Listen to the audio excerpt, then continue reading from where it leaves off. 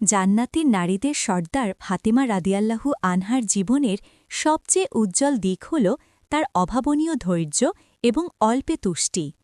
হজরত ফাতেমা রাদিয়াল্লাহু আনহা সারাদিন ঘরের কাজ যেমন যাতায়, গম পেশা এবং কুয়া থেকে পানি টানা কাজ করতে গিয়ে হাতে কড়া পড়েছিল এবং পিঠে দাগ পড়ে গিয়েছিল। একবার যখন মদিনায় কিছু যুদ্ধবন্দী দাসদাসী এলো, তখন তিনি নবীজির কাছে নিজের কষ্টের কথা জানিয়ে একজন সাহায্যকারী চাইলেন।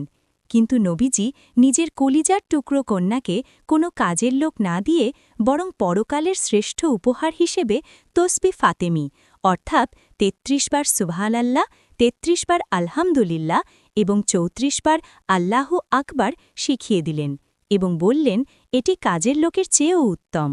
ফাতেমা রাদিয়াল্লাহু আনহা এক মুহূর্তের জন্যেও আক্ষেপ না করে হাসিমুখে আল্লাহর জিকিরের এই উপহার গ্রহণ করে নিলেন, যা আজও বিশ্বজুড়ে মুসলিমদের জন্য এক বড় নিয়ামত।